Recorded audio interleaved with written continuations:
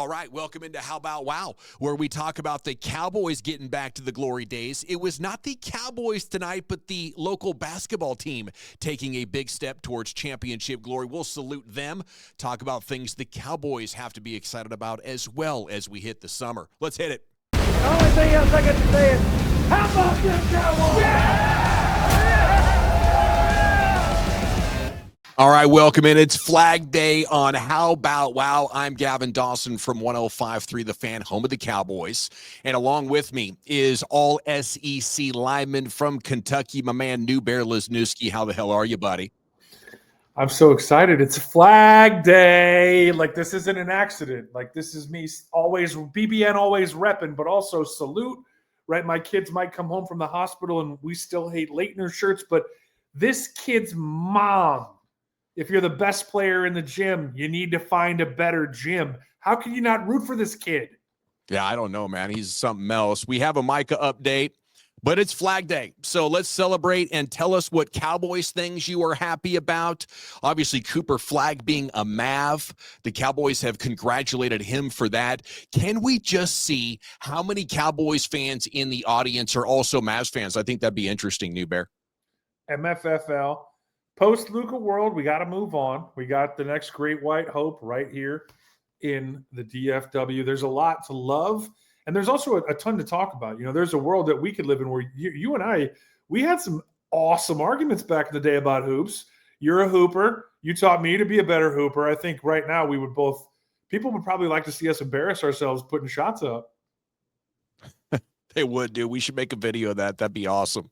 I can dribble now. I can touch the ring finger, right? So ring me. I can touch it. Tiny Tommy John working. But I'll be doing dribbling drills soon. Well, he's one of the top prospects to ever come out of college as a freshman. You know, yeah. I think this is about as hyped as, you know, Carmelo Anthony might have been, maybe just short of that, just short of, you know, Greg Oden, LeBron. It's so much fun to see this happening here in North Texas for us. You know, I think he puts the Mavs decidedly back in the championship mix for now with a blend of young and old and an incredible cast of role players. I mean, he could really be a transcendent star. So, I mean, there's not many players the Cowboys would roll out the carpet for like they did on social media with this graphic right here, welcoming Cooper Flagg to the Cowboys or to DFW. Pretty cool. And I think the best thing about this, New Bear, is he's a two-way star. I think that's more important than ever in today's NBA, that superstars, if they're going to command that super duper max, that you have to be able to impact both ends of the Florida championship level.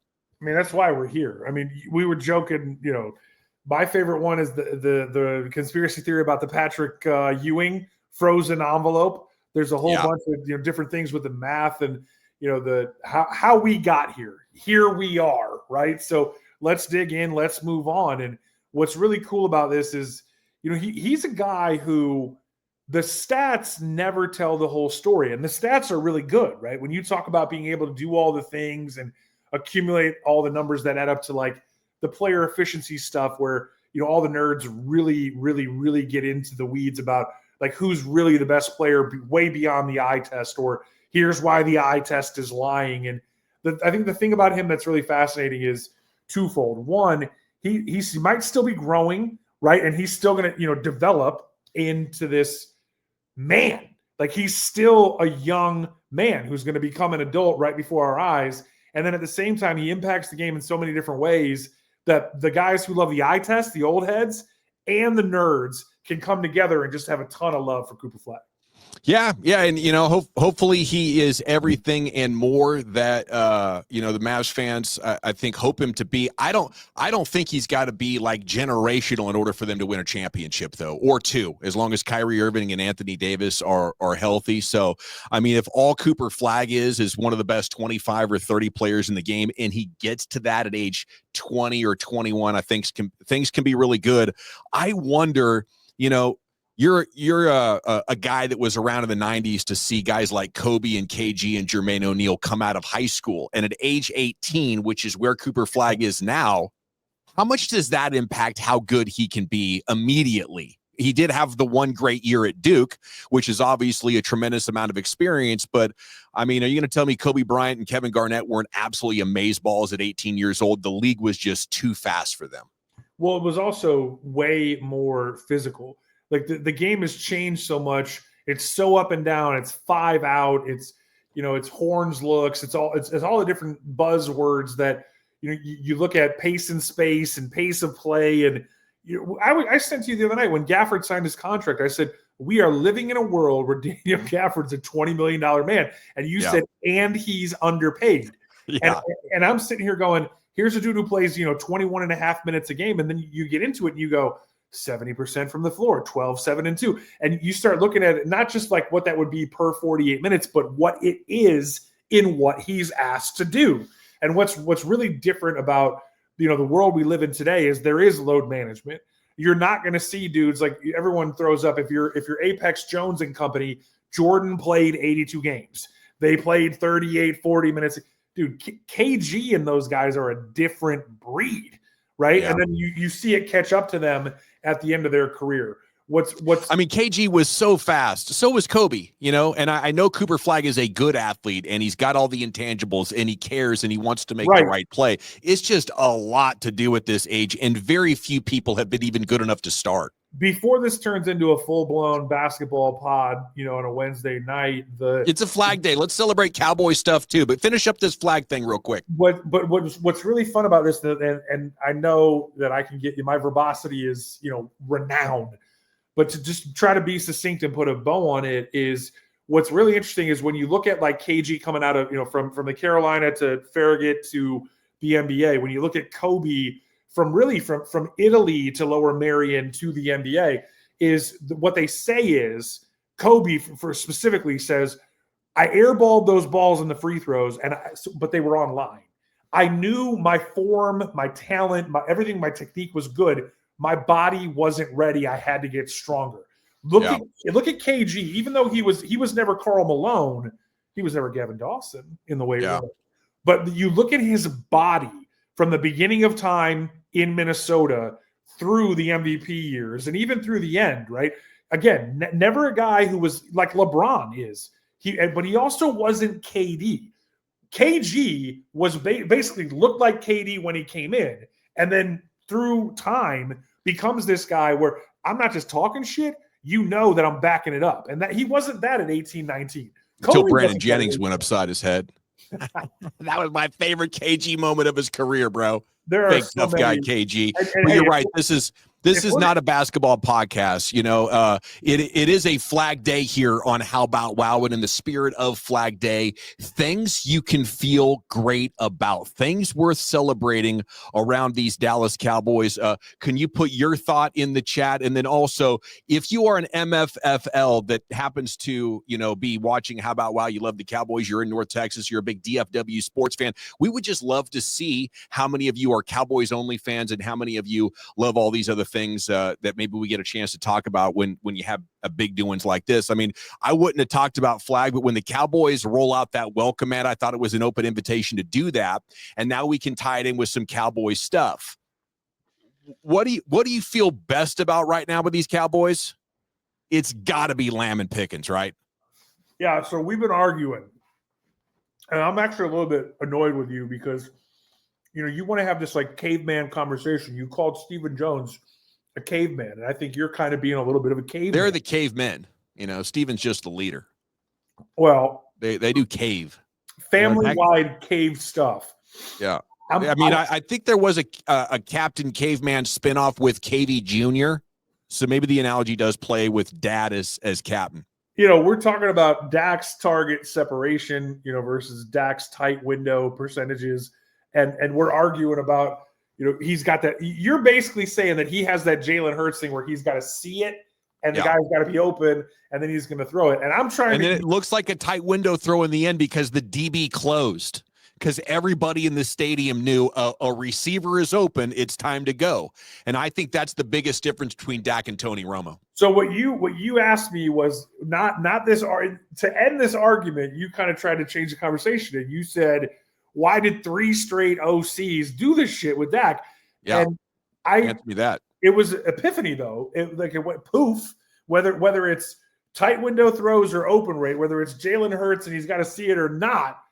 I said, it doesn't matter. And you were like, how are you going to back your way out of this argument, Bear? And I was like, always bleeping open. We got George Pickens, baby. Let's go. Hey, let's celebrate that, right? We'll see at training camp, and then ultimately when the bullets start flying for real here, and what are we at? 71 days till Cowboys Eagles. 71 days, 70 days, 10 weeks tomorrow. And I hope that Dak Prescott does take a step forward in his career and say, hey, maybe I'm going to try to throw this guy open. Maybe I'm going to put it out there between him and the sideline where only he can turn around and go get it. I just don't know if, Dak has played with that vision. In basketball, since we're talking basketball here, New Bear, everybody is very familiar with a point guard's difference in how you see the game. Are you the master that sees everything, backdoor passes around your backs, throwing it to guys in the one corner, the other corner? Do you see everybody at all times? Or do you put your head down and beat your man and then jump up and decide, am I going to pass it or lay it in, right? And there's a big difference in spatial awareness and the way you read games. And in football, we just kind of assume all quarterbacks have a similar ability to anticipate and see. I think there is a massive difference, and I think Dak Prescott is towards the bottom side of that spectrum. Yeah, so you can eat all the crow when I throw stuff like this at you. So of all the numbers, and again, you can make data work for or against, and you can use it to try to weasel your way into or out of the very argument that I was just pursuing with you. But there are metrics that say Dak Prescott has a completion percentage over expected, CPOE, of like plus 10% on deep throws, meaning he exceeds expectations. So you go, okay, what does that mean? What is the baseline? Well, Sports Illustrated and company talk about 44% completion, and that's generally the consensus, is that he's 40 plus, which would be higher than who? Burrow, Allen, Rodgers, Brady. Like, where this conversation gets fascinating is, how do you want to use the data, and what is the point that you're trying to prove? Because if you want to make Dak out to be number 17, where PFF has him, or if you want to make him out to be number 7, where Yahoo Sports has him, there is enough out there, 10 years in, injuries, failed runs, or just coming up short, and also AP2, and also MVP2, and also, he was at one point when his ankle did the thing, he was on pace to throw for 6,760 yards coming into that game. Yeah, they played 3 of the worst teams in the NFL to open up that season. And I think that is what pads all of these stats, New Bear. I think the Dak Prescott experience should have taught us without a doubt, if the Tony Romo one didn't, that stats can tell a lot of stories about how good somebody is. Go ask Dan Marino what all those stats got him. I think to answer your question on how those stats come together, though, Dak Prescott has done a very good job at throwing the sideline one-on-one to guys, at throwing the deep ball. So it doesn't surprise me. Michael Gallup did some insanely great work down there. He's had CeeDee Lamb. He's had Des Bryant. So it doesn't surprise me that he would be doing a little bit better on those. What I'm talking about more is between the layers, where the soft spots are there if you have elite anticipation and touch. The Aaron Rodgers types of throws are what I think, Dak Prescott lacks. But I don't want to get necessarily into what he doesn't do well, because I think he does enough well to win the Super Bowl. I just want to know what started this conversation 5 minutes ago was my point, that how did 3 offensive coordinators in a row decide we want to run very predictable route trees? And whenever we got into motion and misdirection, it was used more like a trick play instead of a staple. This isn't our new foundation. This is something we're going to spring on a team halfway through the second quarter. Whoop, didn't see that coming. Now back to Kellen Moore, Jason Garrett, Scott Linehan, Mike McCarthy. There's actually 4 of them. 4 of them have all painfully subjected us to very little motion, not much deception, and a lot of comeback routes to stationary targets. How's that happen over a 10-year career? I got to assume it's because that's what the quarterback wants. So you got to build a way to win around that. He is very good at that, and that allows him in good years to eliminate turnovers, right? That's Dak's main objective. His mama taught him that. Jason Garrett reinforced it. Do not turn the ball over. See player open, hit player open. And it's fine right? You're not going to get elite plays. You're not going to get elite third down performances from your passing game consistently with a quarterback like that. But we know this team could have the best offense in the NFL if they get a physical offensive line, if they protect him and they run the ball well. It can be fine. You just have to know who your guy is. And that is one of my main frustrations with the Cowboys here as we head towards this training camp, is they still haven't acknowledged, while Dak is very, very good, not worth the contract they gave him, but he's very good, but we can't expect him to start carrying the Cowboys in ways that no other champion is expected to. You must have a great defense that can rush the passer, stop the run, and you also have to be able to run the hell out of the ball yourself. And then Dak Prescott will deliver you a championship. Well, it is Flag Day here on How About Wow. Thanks for making us part of your day. Congratulations to the Dallas Mavericks for not screwing this one up. They got Cooper Flagg, and we'll be back tomorrow with more Cowboys news on How About Wow.